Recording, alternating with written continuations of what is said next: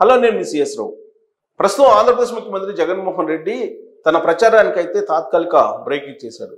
అసలు ఏం జరుగుతుంది, సర్వేలు ఏం చెప్తున్నాయి, ఏం మిస్ అయ్యాము అనే దాని మీద రివ్యూ చేసుకుంటున్నారు. అసలు ఆయన ఏం మిస్ అయ్యారు అనేది నేను ఎక్స్ప్లెయిన్ చేసి మీకు చూపిస్తాను. ఎందుకు జగన్మోహన్ రెడ్డి ఇప్పుడు అయోమయంలో పడిపోయారు, ఆయనకి పాజిటివ్ రెస్పాన్స్ ఎందుకు రావట్లేదు ఆంధ్రప్రదేశ్లో అనే దాని మీద రివ్యూ పెట్టుకున్నటువంటి క్రమంలో ఆయన తెలుగుదేశం పార్టీ అధినేత చంద్రబాబు నాయుడు అరెస్ట్ చేసిన తర్వాత జగన్మోహన్ రెడ్డి యొక్క గ్రాఫ్ పడిపోతూ వస్తుంది అనేది సర్వేలు చెప్పినటువంటి సారాంశం. ఇక ఎమ్మెల్యే ఎంపీ అభ్యర్థుల్ని మార్చేసి తన గ్రాఫ్ బాగుంది, ఎమ్మెల్యేలు ఎంపీల గ్రాఫ్ బాగలేదని చెప్పేసి నిర్ధారించేశారు. అది ప్రజల్లోకి నెగిటివ్ ఇంపాక్ట్గా వెళ్ళిపోయింది. కార్యకర్తలను కాదని చెప్పి వాలంటీర్ వ్యవస్థను తీసుకొచ్చారు.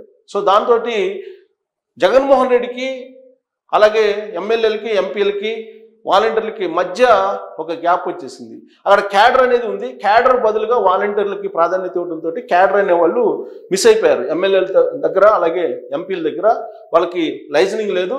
సో అక్కడ గ్యాప్ వచ్చింది. వాలంటీర్ల కారణంగా వైఎస్ఆర్ కాంగ్రెస్ పార్టీకి ఒక స్ట్రక్చర్ అనేది లేకుండా పోయింది పార్టీ పరంగా.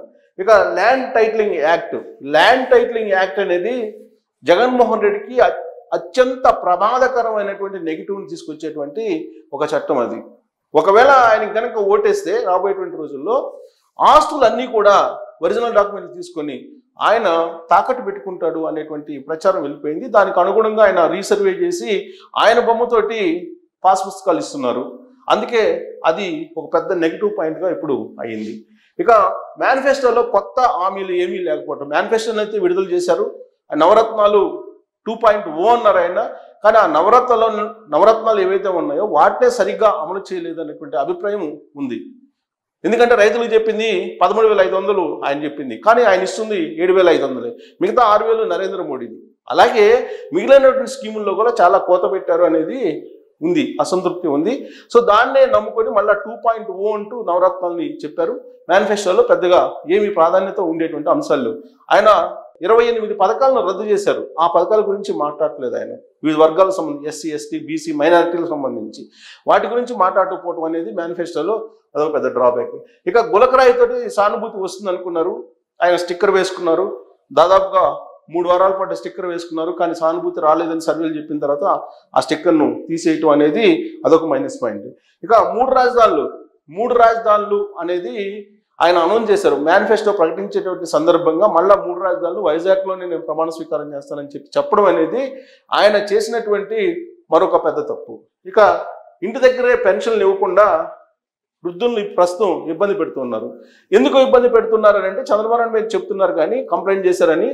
అక్కడ సిటిజన్స్ ఫర్ డెమోక్రసీ అనేటువంటిది ఒక సంస్థ కంప్లైంట్ చేసింది. దాని మూలంగా ఈ మొత్తం వాలంటీర్ వ్యవస్థని ఎన్నికల ప్రక్రియకి దూరంగా పెట్టారు. ఫలితంగా ఇప్పుడు పెన్షన్లు ఏప్రిల్లో కానీ మేలో కానీ కేవలం జగన్మోహన్ ప్రభుత్వం కారణంగానే ఇబ్బంది పడుతున్నాం అనే అభిప్రాయం వృద్ధుల్లోకి వెళ్ళిపోయింది.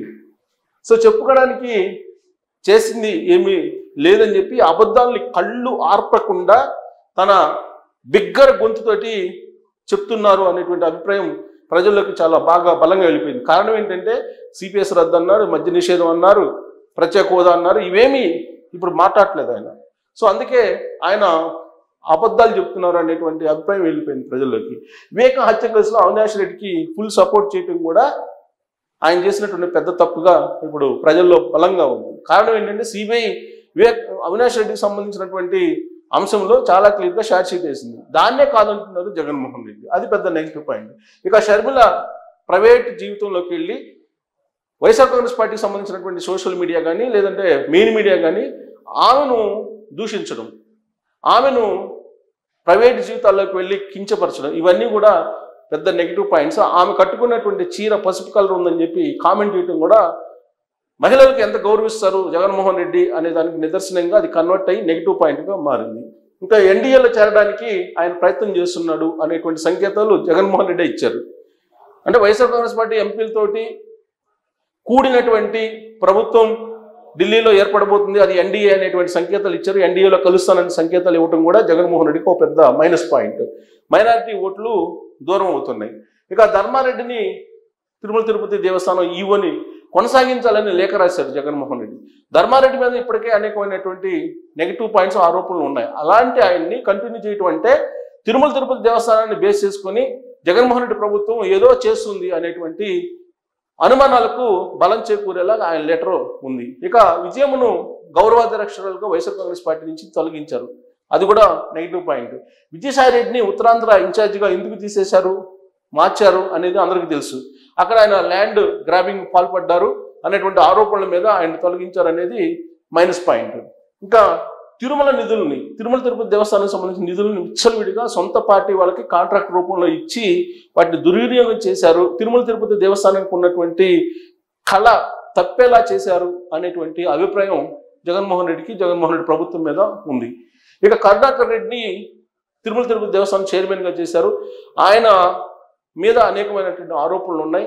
అన్యమతస్తుల్ని ప్రోత్సహిస్తారు కరుణాకర్ రెడ్డి అనేటువంటి ఒక అపవాదం ఆయన మీద. అయినప్పటికీ ఆయన్ని తిరుమల తిరుపతి దేవస్థానం చైర్మన్గా చేశారు, అది ఒక పెద్ద పాయింట్ నెగిటివ్గా. ఇక పరిమళనత్వాన్ని, రాజశేఖర రెడ్డి చనిపోయినప్పుడు రిలయన్స్ మీద అపవాదం మోపినటువంటి జగన్మోహన్ రెడ్డి అదే రిలయన్స్ గ్రూపుకు సంబంధించిన పరిమళనత్వానికి ఆయన రాజ్యసభ సీట్ ఇవ్వడం అనేది ఒక పెద్ద మైనస్ పాయింట్ వైఎస్ఆర్ కాంగ్రెస్ పార్టీకి.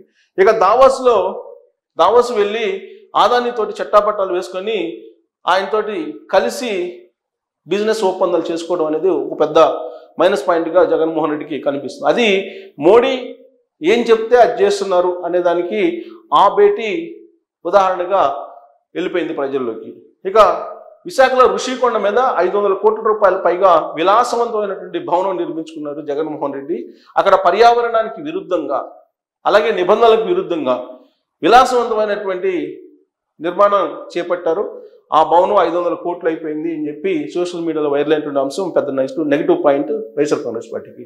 ఇక విశాఖ రైల్వే జోన్కు సకాలంలో భూములు ఇవ్వకపోవడం, ఇప్పటికి కూడా భూములు ఇవ్వలేదని బీజేపీ చెప్పడం, ఇవన్నీ కూడా నెగిటివ్ పాయింట్సే.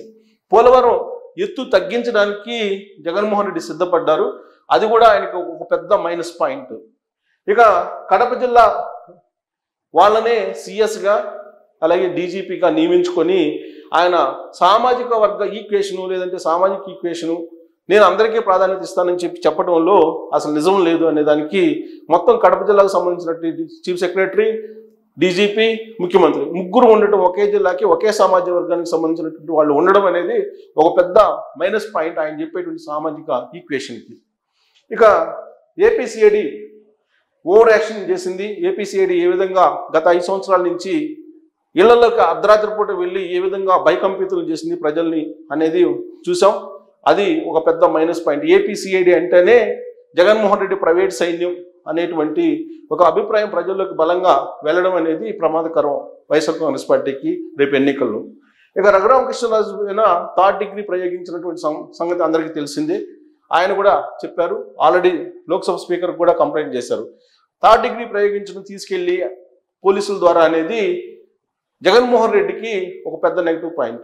సామాన్య ప్రజల్లో కూడా అలాంటి అభిప్రాయం ఉంది. ఎవరినైనా విమర్శించిన, ఆరోపణలు చేసిన వైఎస్ఆర్ కాంగ్రెస్ పార్టీ మీద ఇమీడియట్గా సిఐడి పోలీసులు లేదంటే ఆంధ్రప్రదేశ్ పోలీసులు జగన్మోహన్ రెడ్డికి కావాల్సినటువంటి వాళ్ళు వచ్చి నిబంధనలకి విరుద్ధంగా, చట్టానికి విరుద్ధంగా తీసుకెళ్లి మ్యాన్ హ్యాండ్లింగ్ చేస్తున్నారు అనేటువంటి ఒక భయానక వాతావరణం ఆంధ్రప్రదేశ్లో ఉంది. అందుకే జడ్జెస్ కూడా, రిటైర్డ్ జడ్జి కూడా ఒక మాట అన్నారు, రూల్ ఆఫ్ లా ఆంధ్రప్రదేశ్లో లేదని. అది పెద్ద మైనస్ పాయింట్ జగన్మోహన్ రెడ్డికి. ఇక సెంటు భూమిలో 1000 కోట్లు అన్నారు. సెంటు భూమి అన్నారు. సెంటు భూమి అన్న తర్వాత ఆ సెంటు భూమి ఇవ్వడానికి భూములు తీసుకొని 3-4 లక్షలకి వాటిని 25 లక్షలకో లేదా 20 లక్షలకో బిల్ చేయించుకొని తీసుకున్నటువంటి సందర్భాలు ఉన్నాయి.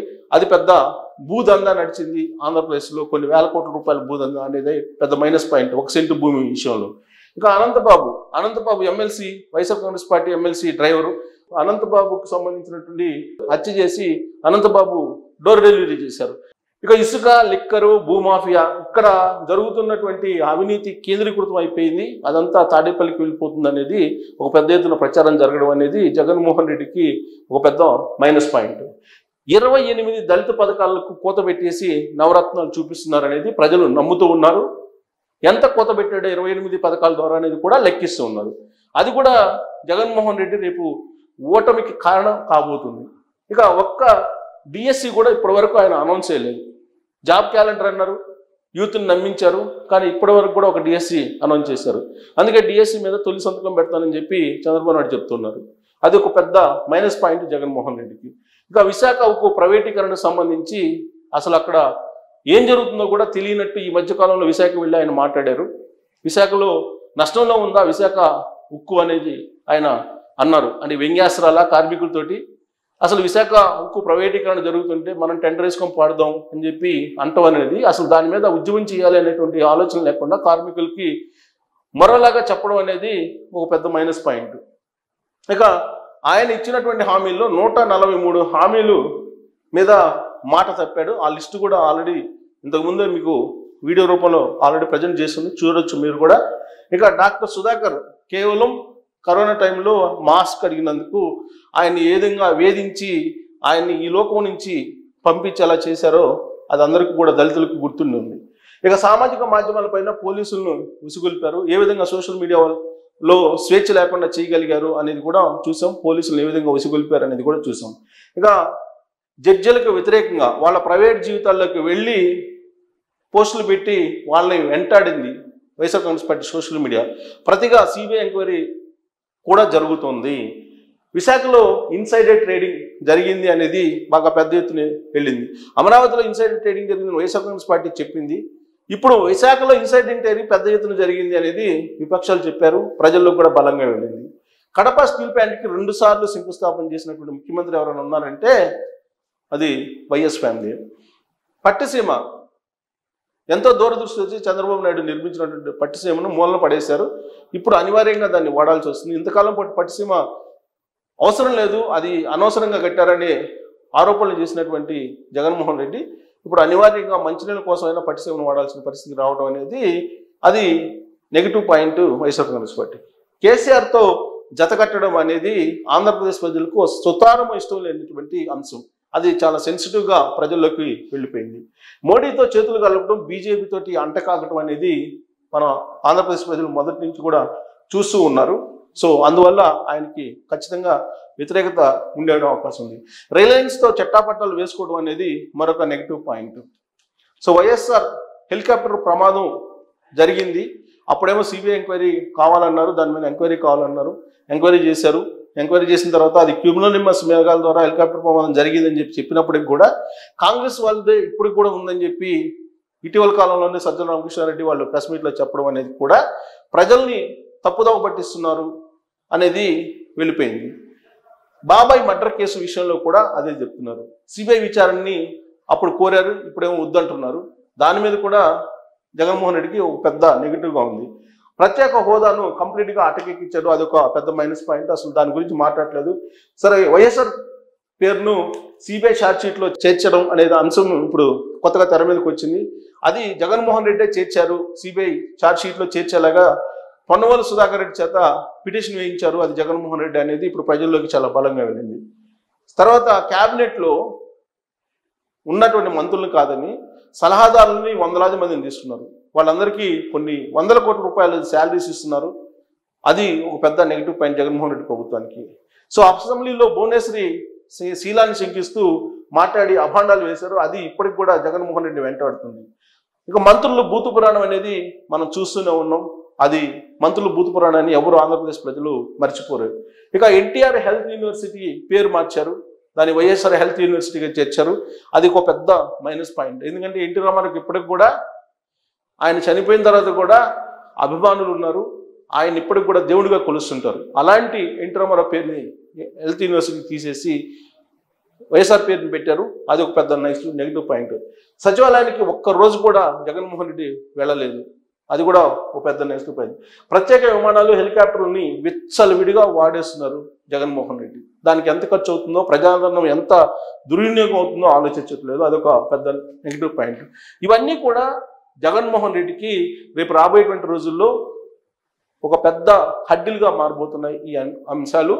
ఇవన్నిటిని అధిగమించి జగన్మోహన్ రెడ్డి ఎన్నికల్లో గెలవగలడా లేదా అనేది మీరే డిసైడ్ చేయొచ్చు. Thank you very much.